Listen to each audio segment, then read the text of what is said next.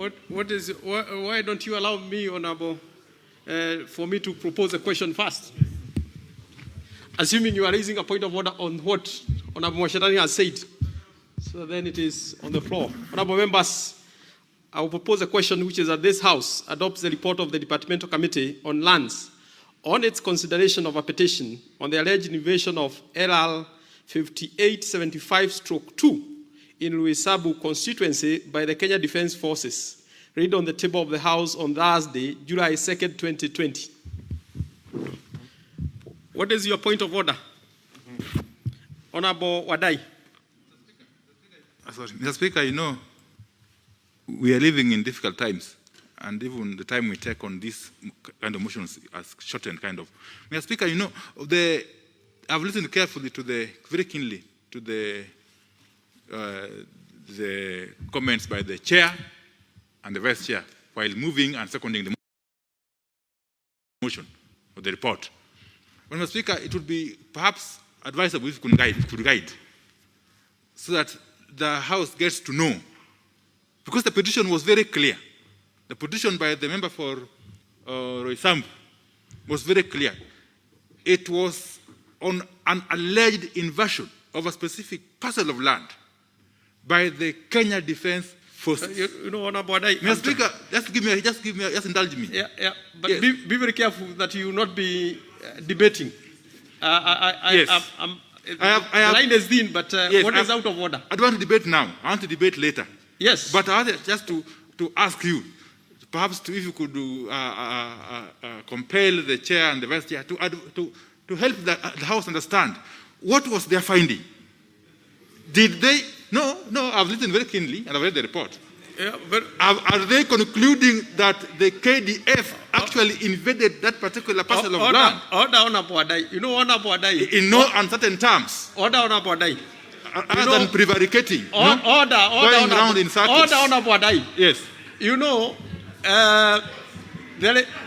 Honorable Wadai, there is a bit of mischief on your point of order, because I can clearly tell you are gravitating towards actually contributing to this. Honorable Mwashetani, you will not get another chance, because it is the members, there is a report that is tabled in this House.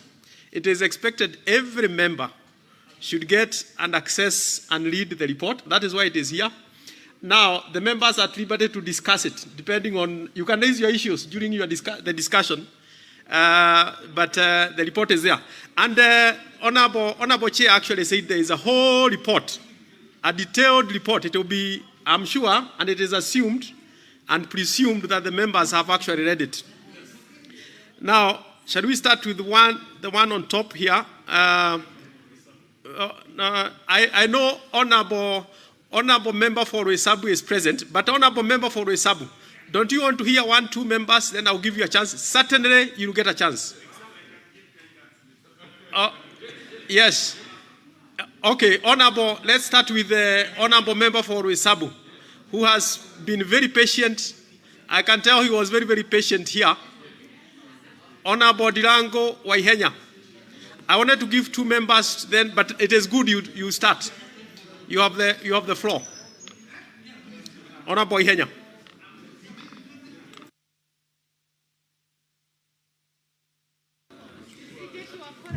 Thank you. Thank you, Mr. Speaker. Perhaps for the benefit of our chairman, Park, I would request him to read the recommendations of the report. And simply the recommendations of the report, Mr. Speaker, indicate that the Committee on Lands recommends that the former workers in this farm be issued with the title deeds, and all the public utilities in the property for building, schools, market also be issued with the title deeds. So, Mr. Speaker, briefly, the dispute involving LR 5875/2 revolves around, Mr. Speaker, Roysambu, or the royal suburbs, where Jewish settlers and soldiers of the Second World War, Mr. Speaker, were settled in this particular case, Mr. Speaker, one Jacob Samuels had a farm, 17 acres around Roysabu. He was involved in the business of construction and sisal processing. But you know, Mr. Speaker, around the 70s, 80s, the sisal processing businesses went a bit low. So, Mr. Speaker, he was quite unstable and unable to pay workers. However, along the way, he died. And when he died, his half-brothers came and inherited the parcel of land and continued with the same business and the same workers. However, they had a lot of arrears. So, Mr. Speaker, in 1986, the government, through the Ministry of Lands, sought to acquire by compulsory acquisition this parcel of land. But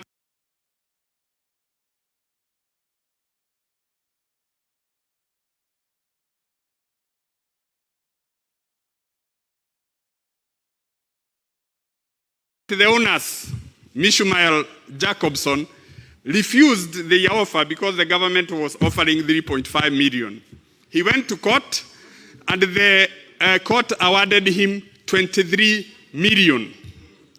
Mr. Speaker, it is recorded from all government departments that up to this day, he has never been paid. Even the deposit of 3.5 million that he is alleged to have been paid was paid to the court and never found his way to his bank account. However, Mr. Speaker, this guy also vanished. He was either deported or killed, we don't know. But the former workers continued staying put on the land, doing their businesses. So, Mr. Speaker, the lease for this land expired in 2003 when the workers were still on. And in 2010, the government, having refused to renew the lease for the former owner, the lease stayed expired, and in 2010, by virtue of the new constitution, the land vested in the Nairobi County. So these former employees, who are also called squatters, Mr. Speaker, went ahead to the county, and they were allocated the parcels of land, and the county of Nairobi earmarked some land for building public facilities, a school, a bus park, and a market.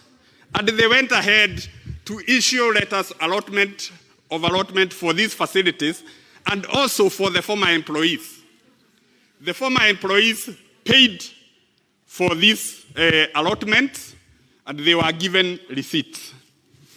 Mr. Speaker, when the KDF purported to have paid for this land, they also pretended to have taken occupation of it.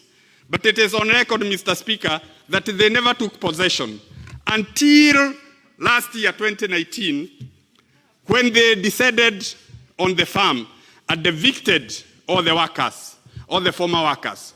So, Mr. Speaker, we are asking, who are the owners of this land? Mr. Speaker, a company called Solio purported to have acquired the parcel of land. Honorable Waihenya, what is your point of order, Mr. Speaker? No, you're not Mr. Speaker. Honorable Murele. For now. Speaker, yes, thank you. But is it in order for the Honorable Waihenya? He's giving a very good background information. But is it in order for him to purport that the KDF, Kenya Defense Forces, pretended? Is it possible for KDF to pretend? Honorable Waihenya, there you are. Or seems to pretend. Honorable Waihenya, what is... Mr. Speaker, according to the law of compulsory acquisition is never complete until full payment, prompt and in total, has been paid to the owners and all the other people with vested interests. That is what has never taken place. That is why we are saying, Mr. Speaker, that the KDF is only a crown being used by land grabbers to take away this parcel of land from the requisite people who should be the beneficiaries. Mr. Speaker, I'm requesting this House to adopt this report so that we can get public utilities to build schools, to build markets, to build TVET, to build also a bus terminus, Mr. Speaker, and for the remaining squatters to benefit from this land. I know, Mr. Speaker, the company that has been claiming ownership to this land got an allotment 3 months before it was incorporated. And Mr. Speaker, in law, a non-entity, a company that does not exist, no land can be vested in it. Yes, Mr. Speaker. You had 5 minutes, but because, especially because it's your constitution, I award you 1 minute. Thank you. Then you so, sum up. Mr. Speaker, I'm simply requesting that members adopt this report so that our members can be issued with the title deeds. They can also be helped with public utilities. And we have already obtained finances from World Bank to build a TVET, 200 million, Mr. Speaker. CDF has set aside 20 million to do a secondary school so that we have quick transition of our pupils. We also need a market and a bus park. You all know, everyone in this House knows, that Roysabu roundabout is highly congested and densely populated. And we need people to have a market so that we can get rid of this corona. I'm appealing to this House not to let KDF be used by grabbers to take away public land. Mr. Speaker, as much as I support KDF, it is wrong for them to be used by land grabbers to purport to take people's land, Mr. Speaker. Very well, very well. I support. Very well, Honorable Ihenya. I gave Honorable Ihenya because the constituency is his, where the subject matter is. Now, I know I should give majority leader, but do you want me to jump to my left, then I give you Honorable Majority Leader? Let's Honorable Oruoch Tom. And then I... Thank you, Honorable Speaker. As I rise to support the report by the Departmental Committee on Lands on the consideration of the former workers of the property and reference, Mr. Speaker, I wanted to highlight 3 salient points that are not in question. Mr. Speaker, could you protect me from the loud consultations?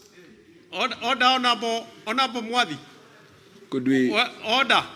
Let Honorable Waihenya listen to what Honorable Tom is saying. Honorable Waihenya, it's in your interest that you listen to my contributions. So as I support this, Honorable Speaker, there are 3 salient points that are not in question. The first is that the owner of this property, who is Mr. M.J. Samel, had a lease of 99 years which expired in 2003. That's a fact that is in the report.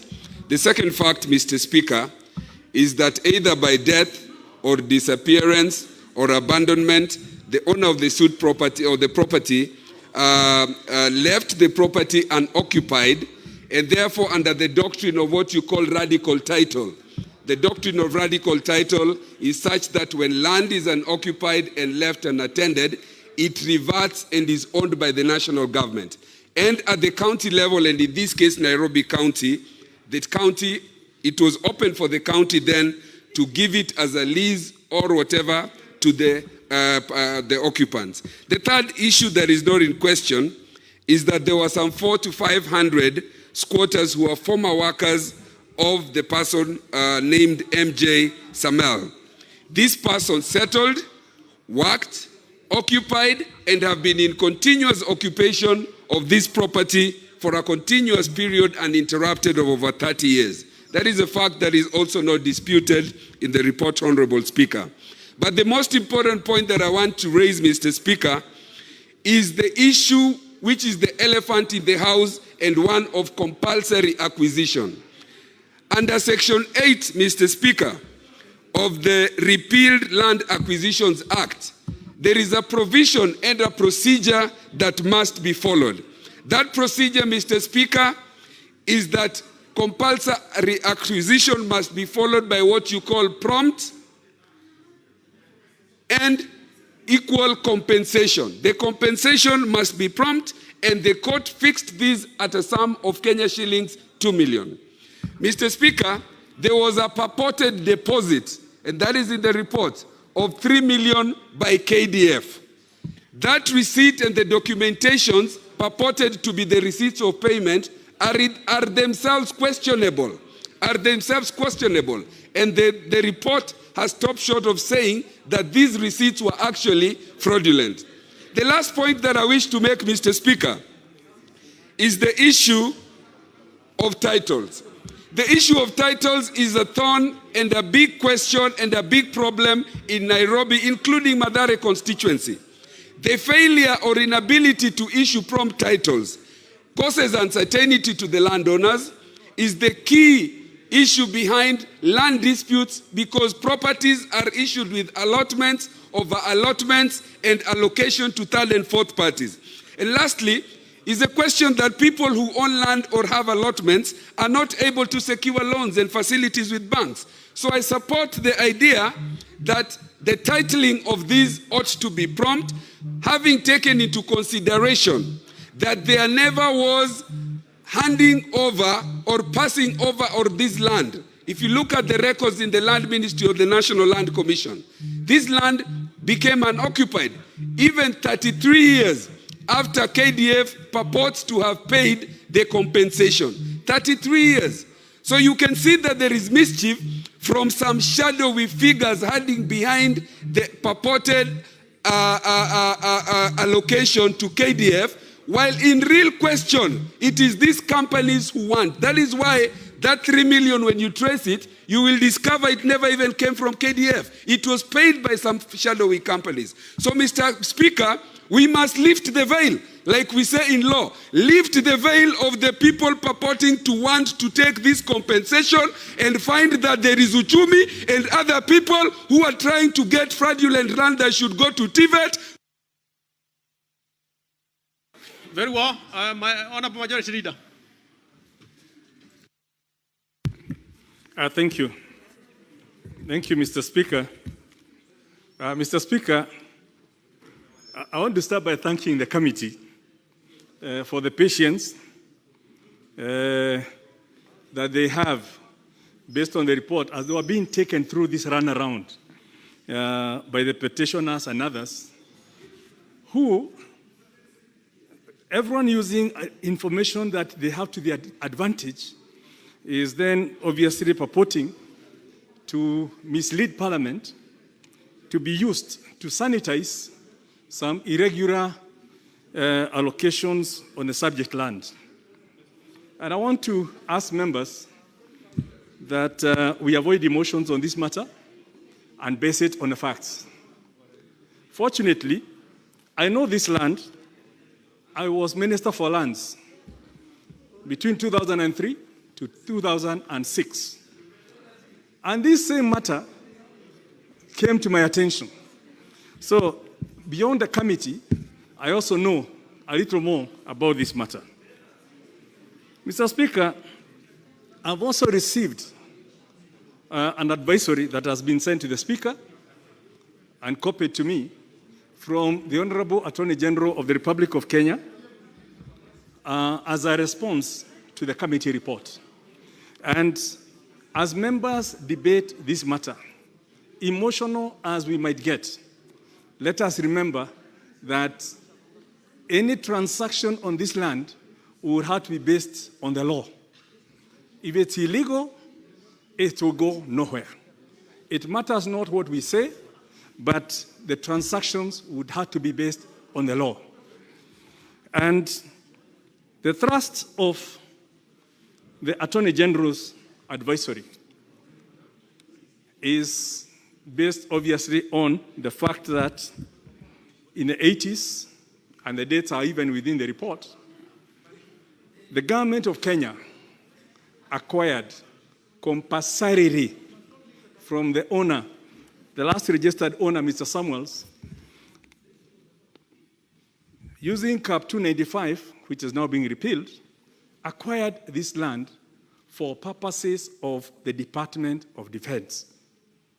That acquisition process was notified, meetings took place to discuss a compensation, evaluation was done, a check was deposited because obviously the seller of the land basically challenged the value of 3 million.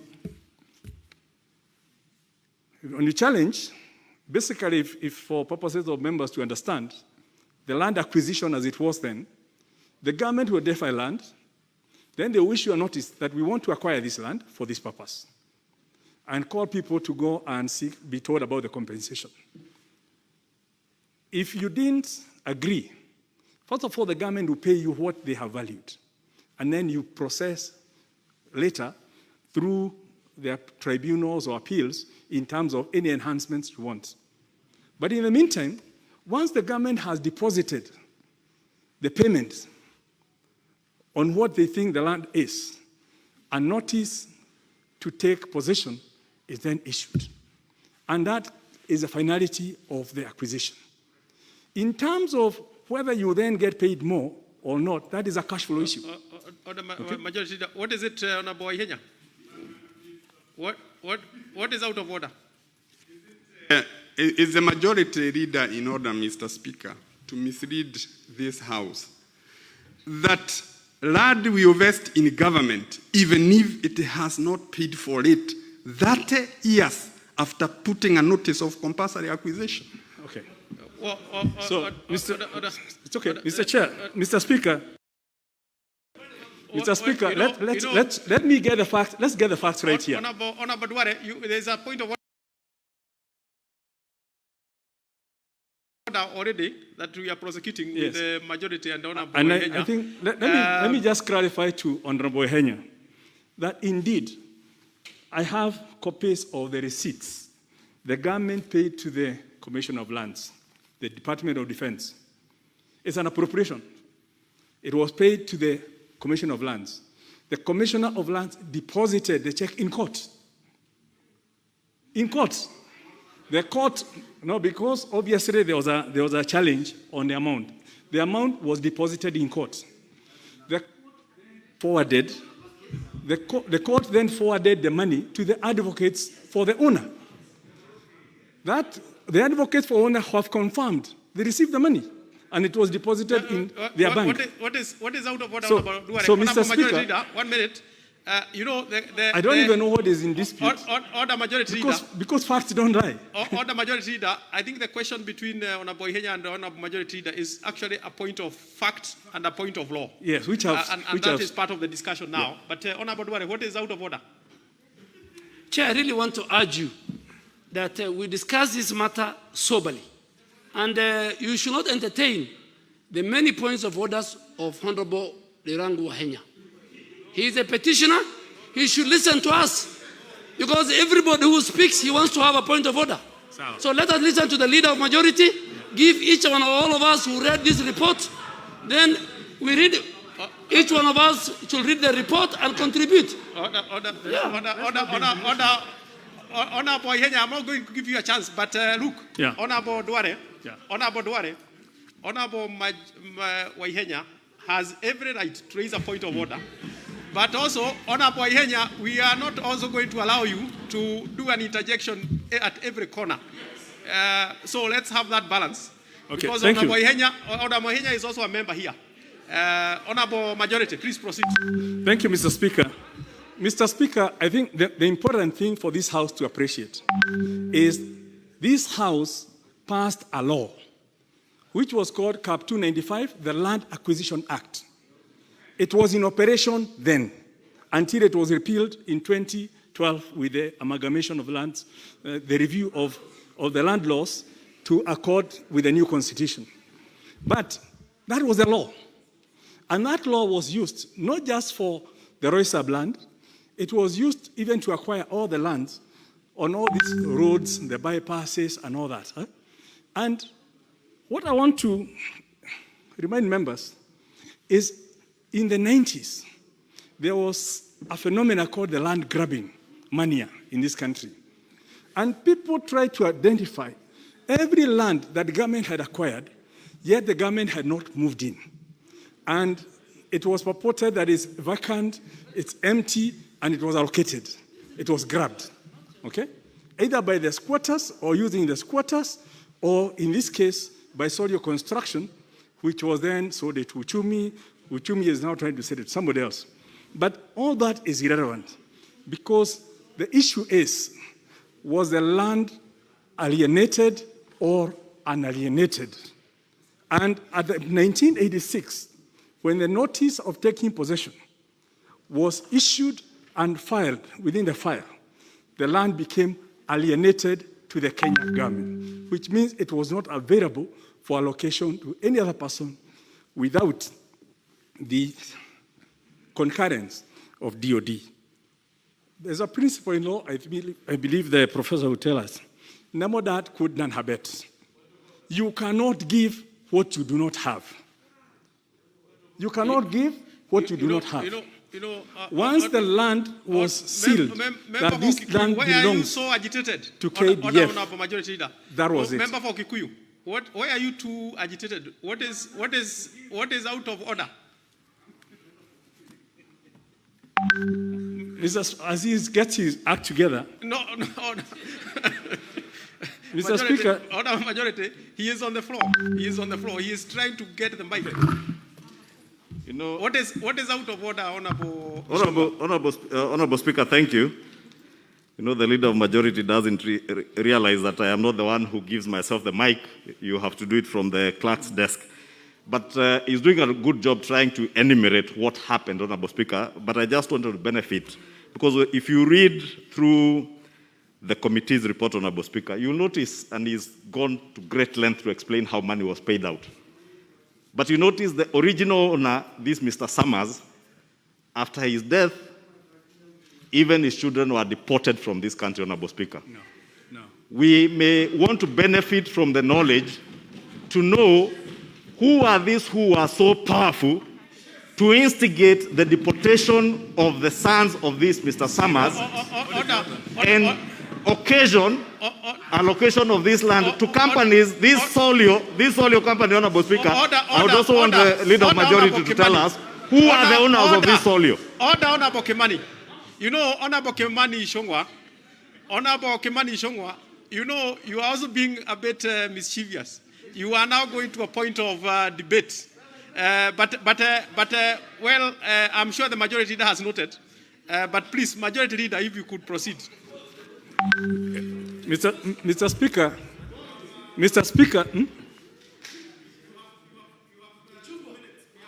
No. I need extra.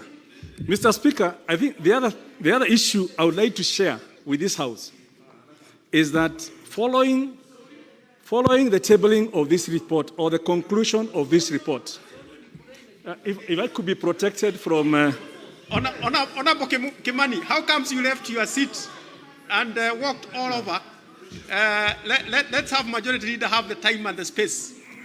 Yeah, Mr. Speaker, the facts I want to lay before this House is that following the conclusion of the report by the committee, the Honorable Waihenya did write to the Attorney General and sought the opinion of the Attorney General. And the Attorney General has responded to the Honorable Waihenya on all the matters, and the conclusion was basically that that land is not available because it is alienated to Kenya Defense Forces. So even any grand plans to invest public money by World Bank, by whoever, public funds cannot be invested in land that is irregularly allocated. So let's remove the emotions about the TVETs and about all that, because the Attorney General advised that they look for land elsewhere because that land is not available. And that communication is here. Mr. Speaker, the other thing we want to ask ourselves, do we want Parliament to be used by the alleged workers, former workers, if you must remember that we are talking of land that was acquired in the 80s.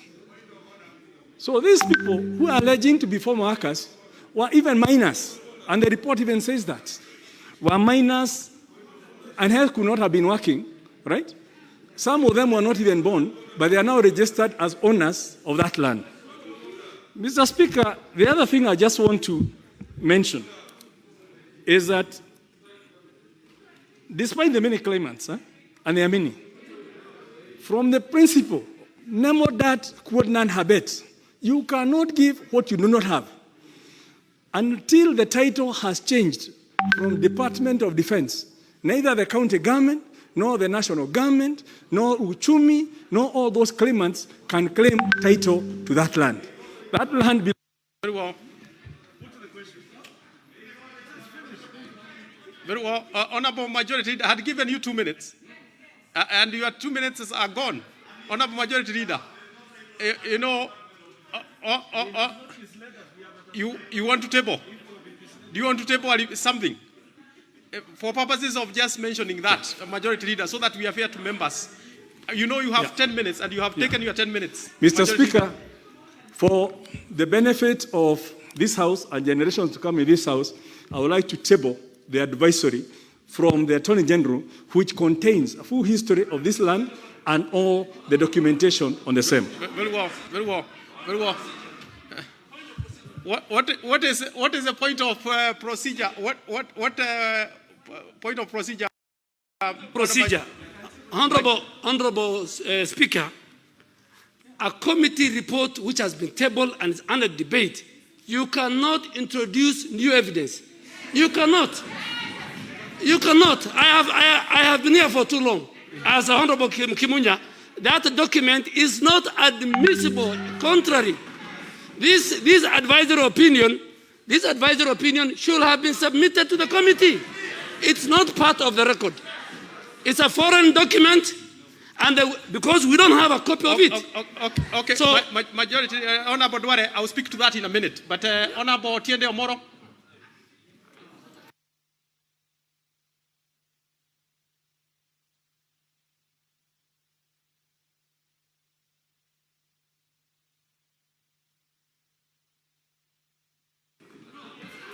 Thank you, Mr. Speaker. Mr. Speaker, I want to contribute to this motion, this report, and I've looked at it carefully. Mr. Speaker, on the face of it, this report presents another very delicate question. The question of land for public purposes, that is for the KDF use, versus the question of private interests in land that are vested. And while that's what's on the face of it, it does appear that there's more that is not on the face of it and does not come out clearly in the report, other than by latent inference. And that is the question, as Honorable Waihenya has mentioned and others, that it does appear that there are others who are interested in this land other than KDF. Unfortunately, that does not come out very clearly in the report, I must say. Now, on the face of it, first, this was 100 years lease that expired in the year 2003. And what this means is that when it expired in 2003, it reverted. There's a principle of reversion. And the only question will be, does it revert to the county government or does it revert to the national government? Because in 2003, there was no county government. At that time, there was the County Council of Nairobi, which was within the ministry, the city council. It means by law, at that time, it reverted to the national government. Let's be very clear before we go on how we are debating on this. In addition to that, the only question then is, when the new constitution comes into place in 2010, anything that had reverted through the city council, can it now be reclaimed by the county council? It may be the county government. It may be very difficult. However, what is important for purposes of the constitution is that even if it reverted now to the county government or to the national government, by application of Article 62, neither of them would be able to administer it. It can only be administered by the National Land Commission. To that extent, the part of the report that finds that the county government had gone ahead and started the process of allocating the land, that process was wrong. Having said that, though, we must agree that once that land reverted, there can be no question of compulsory acquisition, because you only compulsorily acquire what is held by somebody. You do not compulsorily acquire what has reverted to the national government. But does that mean, Mr. Speaker, that those who find themselves in this land over these decades can be disregarded? The answer again is no. Because Article 40, Sub-Article 4 is very clear, that those who have found themselves occupying land in good faith, even without title, are entitled to compensation. And so we must be very analytical in this. But does it mean then that because they find themselves in that land, then it means that they are entitled to that land? Mr. Speaker, this is where we need to analyze very carefully. I have read the observations of the committee. I have read the conclusions, the 3 conclusions. I have no problem with conclusion number 3. I have no problem with conclusion number 2. But we must interrogate conclusion number 1 a little more carefully. And that is in this manner, Mr. Speaker. If indeed it is true that the KDF genuinely want this land for its purposes, then any parliamentary report must respect the Constitution, must say if it is to go to KDF, then it must have the injunction that it cannot go to any other individual for any other purpose. It must be restricted to the public purpose. But if that is so, then those who occupy this land should be entitled to some compensation. On the face of it, even if we are to go by the court documents as presented by the Leader of Majority, the court recommended compensation of 23 million. The report says those who occupy the land are at least around 400 individuals. Even if we were to take the 23 million and distribute it, that would mean that each family is entitled to 57,500 at the bare minimum. That is if you go that direction. But if, after examining this, it does appear that KDF is itself a front,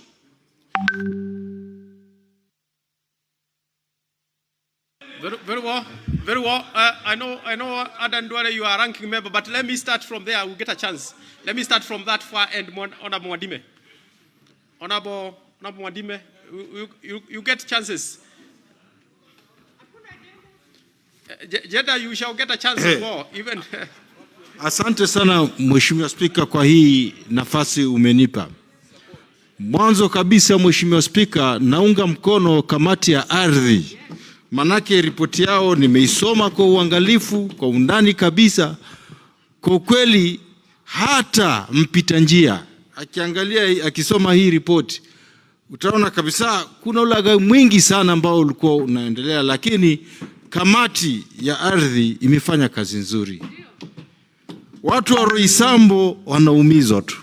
Hata Mheshimiwa Spika, ukiangalia tu kwa sura, utaona kwamba yule mzungu Bwana Samuel alipofariki na alikuwa anaendelea shughuli vizuri kabisa na wananchi wa kule Roysambu, alikuwa anawalipa vizuri, lakini bahati mbaya alipofariki tena akatoa maagizo kwamba waendelee kukaa pale na jaribu kujizatiti angalau wapate mlo wa siku. Na baada ya wale ndugu zake kuregea, bahati mbaya wakafurushwa, sijui ni nani ambaye alifanya namna hiyo. So Mheshimiwa Spika, kwa ule kweli hata wale watu ambao kule ndani wapatio title deed zao, shule zipatio title deed zao, kila kitu. Na kwa kweli huu ni mfano mmoja tu. Mali kwengi sana Kenya imefanyika kama hivi. Kama hivi sasa vile tunavyoongea kule kwetu Taita Taveta. Hoja tuna maranchi mazuri mazuri. Watu wanakodolea macho, wengine wanamezea mate. Sasa hivi kuna simba mla nyama kwa jina la KDF. Wanazunguka huko wakitaka atu wapatio mahali pa kufanyia mazoezi. Lakini hao ni watu binafsi. So Mheshimiwa Spika, masuala kama haya yafaa tuyakemee. tuyaongee waziwazi, tusaidie wananchi.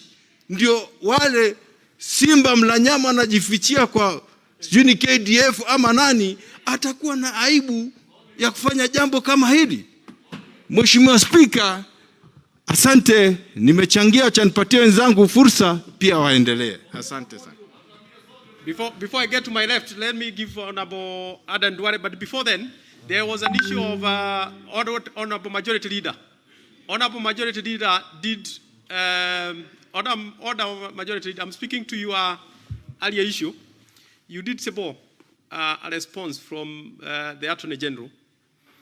The position is this: you cannot introduce anything new to a committee that has already concluded. There was a chance to do that when the committee was proceeding. Having said that, any member who wants to produce anything to support their argument, as long as it is admissible, it is okay, but only to the extent of supporting the argument, but shall not in any way be part of the report of the committee, because that is already concluded and closed. That introduction of any document would have been done at the committee level. So that's the position. Honorable Speaker, this was a petition. Adan Duale, what is your point of order, Honorable Macau? Thank you, Mr. Speaker.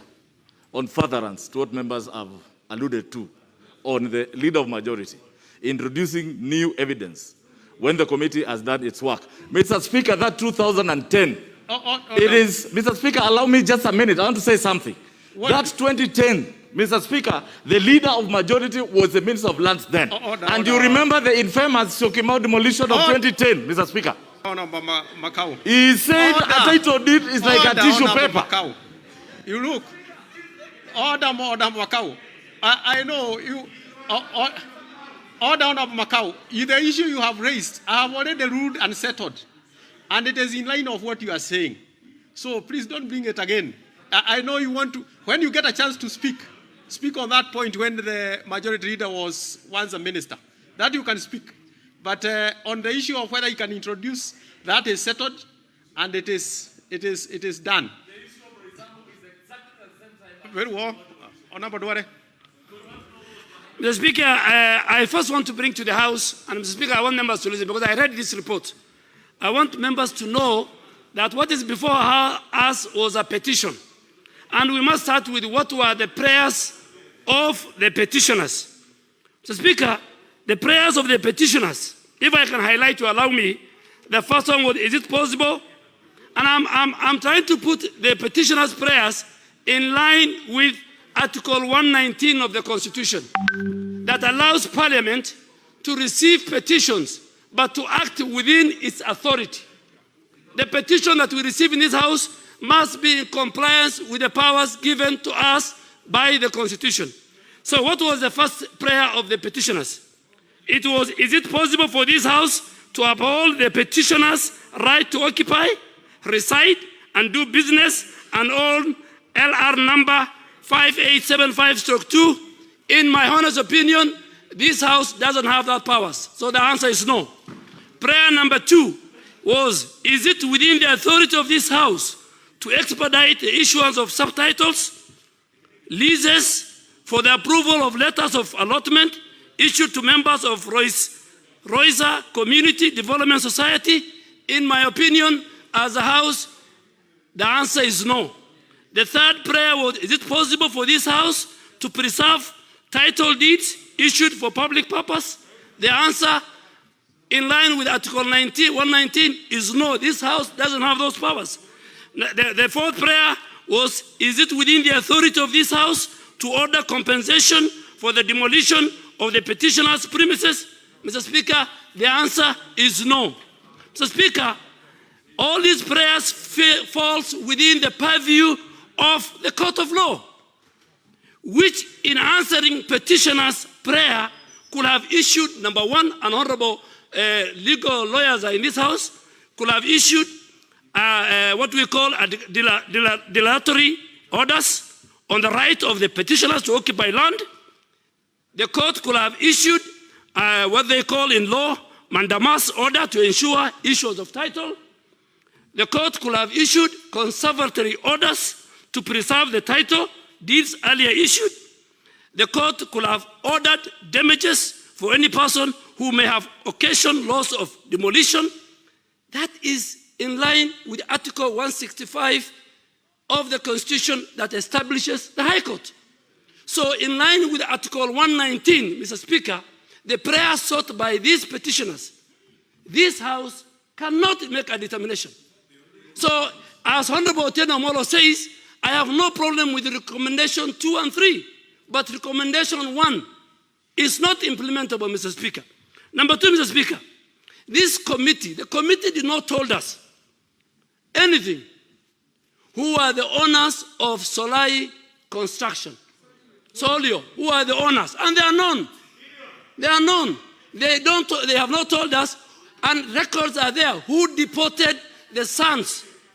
Who deported the sons of Mr. Samuel? Mr. Samuel, the white man, when he died, his 2 sons were deported. There must be a deportation order attached to this report. There must be a deportation order, which Minister for State for Internal Security then signed. We must be told why were they deported, the reasons behind it, which plane carried them. Mr. Speaker, all these, if you look at it, the whole thing is a spider web. It's a spider web. Honorable Speaker, protect me from the member for Kikuyu. But he should go and deal with the conflict between Kajiado and his constituency. You know, he should not be here. He's my good friend. Mr. Speaker, the right audience should have been the court and not the House. We should not be seen as encroaching on the jurisdiction of the courts. We should not be seen as confirming ourselves authority or powers that the Constitution did not confer on us. Let us not behave like the Senate last night. Let us not behave like the Senate, where the Speaker of the Senate, who have no powers, violated the calendar of his own House and said the House has adjourned. So, Speaker, I want you to give me a few minutes. So, Speaker, what is also rather very obvious from this report is that the petitioner is one convoluted and intertwined spider. There is Solio Construction. There is something mall. Then there is Uchumi. Honorable, you know, have refused very many point of order. I have refused very many of them.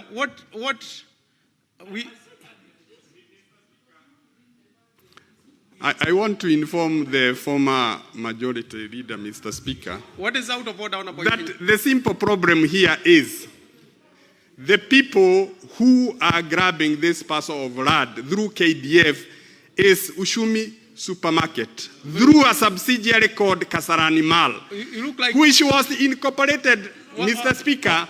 The company that is said to have been allocated this parcel of land, Mr. Speaker, was incorporated 3 months after the allotment. Honorable, you know, I have been kind to give you a chance, but you know, you are giving him some information. It is actually a point of information to him. You didn't ask whether he needed it. But nevertheless, I'm sure he has heard, assuming it is correct. Yes, give Honorable Dware 1 minute to conclude his. No, give me 2 minutes. Mr. Speaker, what do I say so? From the report of the committee, and I have a lot of respect for Honorable Rachel Nyamaya, is one of the chairs I respect. From the report, the owner of the land in question died, his 2 sons were deported, the lease under which he owned the land was allowed to expire, and upon expiry, a reversal to the county government of Nairobi was done. The land was cleverly allocated to the workers who used to work in the farm. Nothing can be as clear as that. This is pure fraud, Mr. Speaker.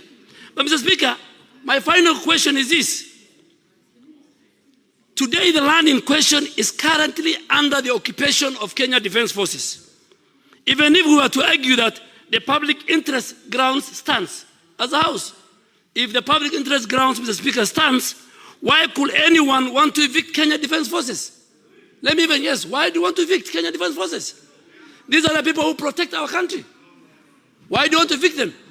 And Mr. Speaker, does this House have the powers of the High Court to give orders to evict KDF. So, Speaker, as I rest my case, it is notable that the declaration of right of property or determination of ownership of land can only be declared by the High Court and not a committee of this House. To this end, the recommendation of the committee cannot stand, and it should be tantamount to clothing the committee with the jurisdiction of the High Court under Article 165 of the Constitution. Mr. Speaker, the last paragraph, and for this reason, Mr. Speaker, for this reason, I really want, in fact, I was for the idea that this report should be deferred, this committee should go back, they should tell us who are the owners of Solai, who are the owners of Solai, who are the owners of Solai, they should tell us who deported. So, Speaker, otherwise I oppose that this House must live with it. Let's get to my left now, Honorable Bui. I'll come back this way. I will certainly come this way, so be patient. Honorable Bui.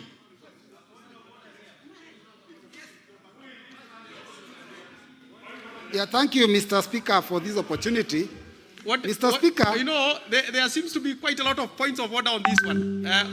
Mr. Speaker, a lot of the points of order we've had are actually points of argument. Yeah, and maybe we could extend our debate, then they can all get opportunity. Honorable Okello, what is your point of order? And it shall not be a point of argument.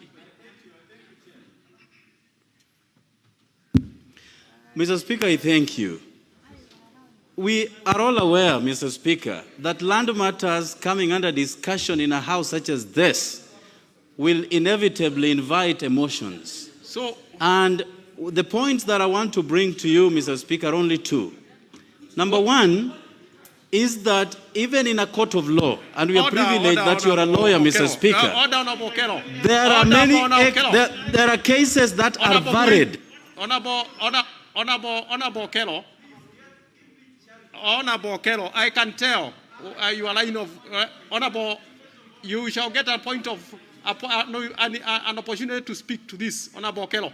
Honorable Bui. Yeah, thank you, Mr. Speaker. Now, Mr. Speaker, you can tell the emotions because even the member is still continuing. Mr. Speaker, my contribution on this report is as follows. First and foremost, Mr. Speaker, we must understand that we are a capitalist nation. And in economics, you know that land is one of the three factors of production. That means that we must be careful, extremely careful, how we handle matters of land. Whether it is the land disputes between individuals, between businesses, even between individuals and the government. It's important that we handle them very, very soberly, as a former majority leader has stated. Mr. Speaker, you see, after we promulgated the new constitution in 2010, we came up with a National Land Commission that is meant to deal with issues land, including those historical injustices. And even a land court was created, Mr. Speaker, so that issues to do with land can be addressed properly. Mr. Speaker, when you listen to you read the report of the committee, surely it's like a work of fiction, Mr. Speaker. Because here we have a situation where the registrar, who seems to have, whose signature is on the records, claims that they didn't sign. We have reports to do with companies allocated land even before the expiry of the lease. In fact, 3 years before the expiry of the lease, we have situations where we have companies that are being given land even before they are formed. Mr. Speaker, generally it looks like there is quite a lot of, and then there's several owners. Here we are talking about an owner called, I think, Soloi Farm, there is Uchumi, there is Kasarani Mall, there is KDF, and there's even the argument from the workers that they are owners of this land. So, Mr. Speaker, I think it's important that when listening to the people that have spoken before me, I think it is important, first and foremost, to address the recommendations of the committee. Where they say that the DCI should investigate, I think that is in order. It is important that the DCI investigates, especially the people and the workers of the Ministry of Lands, so that we make sure that if there is anyone who acted contrary to the law, that they are addressed. Again, Mr. Speaker, it's important to protect the lives and livelihoods of Kenyans, because that also gives confidence to people who want to invest in this country. We improve the image of the nation when people know that people's properties can actually be taken care of. But if possible, I wish to recommend that the committee also looks at the issues to do with the legality that have been raised by Honorable Amolo Otiende. Because clearly, the issue of who really owns this land, if it has expired, the list that was given to these gentlemen expired, then how can it be that even up to now, they are still arguing about that ownership that has already expired? So I think it's important that we deal with the issue of that legality. And finally, Mr. Speaker, it is the issue of KDF. The report is about KDF invasion of private land. But when we discuss this, we are talking about other players. We are talking about other businesses. We are talking about other individuals. What is KDF's stake? That is what I would like to hear. Has KDF invaded? Have they demolished? Have they kicked out people? Or is KDF being used as a scapegoat? I would like to propose that, as the former majority leader has stated, that the committee does further investigation. Thank you, Mr. Speaker. Honorable Jaldesa. Honorable Jaldesa, you have the floor. Mr. Speaker, I beg to request the mover to reply. Order members.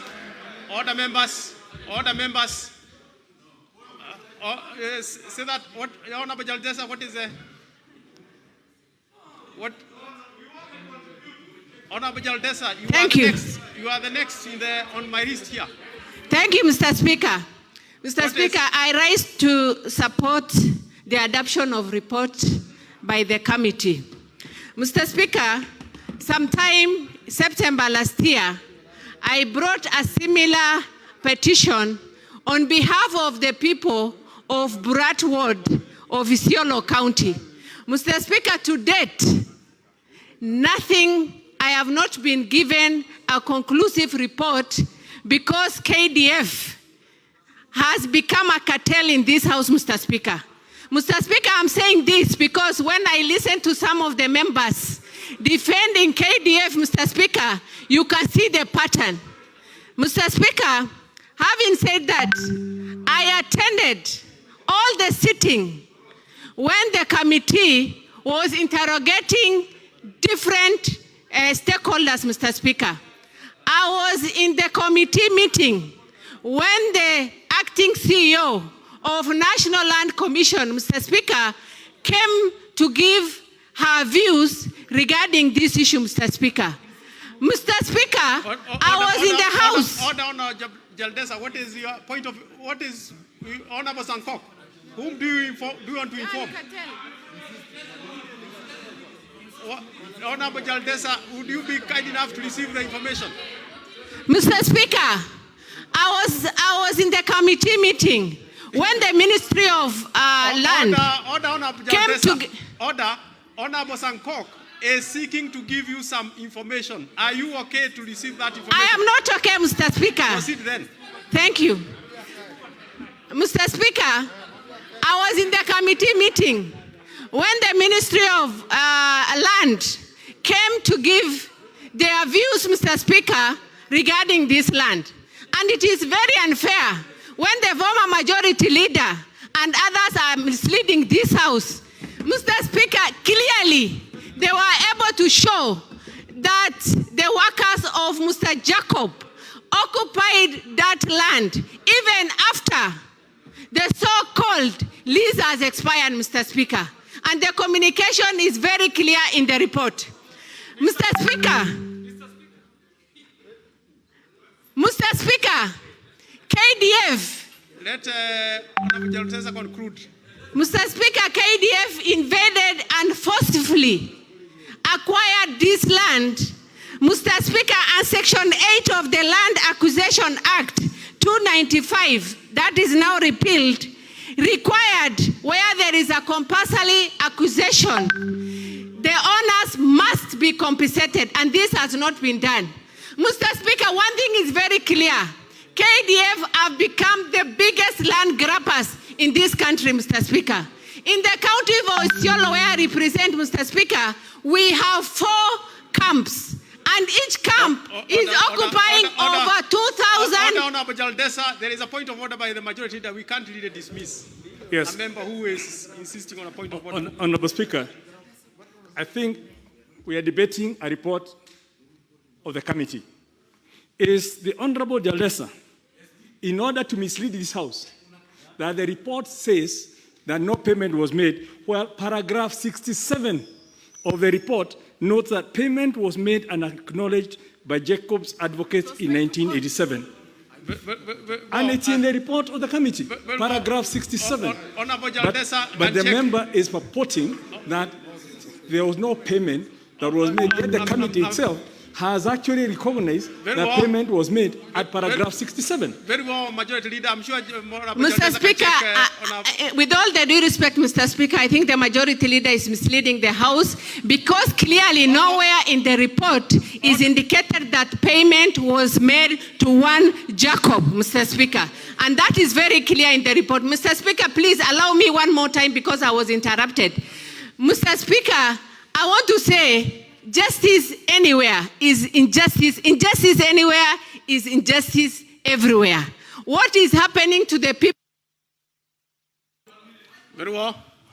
What is out on our majority leader? What on our Adam Duare? What is out of order so that then we can make.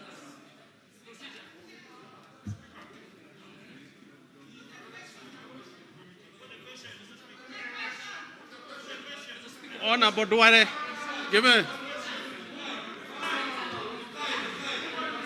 Mr.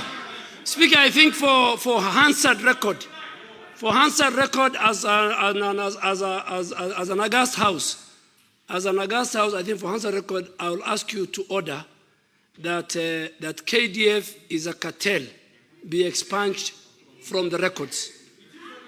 Kenya Defense Forces, in line with Article 241-42, cannot be cartel.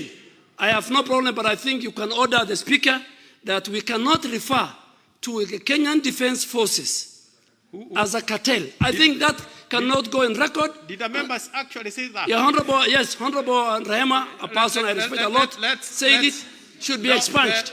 If that was actually said, it cannot be. A member could have issues with KDF, but KDF cannot be a cartel. It is not possible. Honorable members, honorable members, I do appreciate that members really wanted to speak to this, and I know it is a very important item. But honorable members, I would have loved to have more members speak to this. But as you can tell, it is 1. It is 1 p.m. I cannot put the question now after this one. But the good news is that this will still find its way back to the order paper, and members will have opportunity to speak to it. Honorable members, the time being 1 p.m. This House starts adjourned until Wednesday, 12 August 2020 at 2:30 p.m.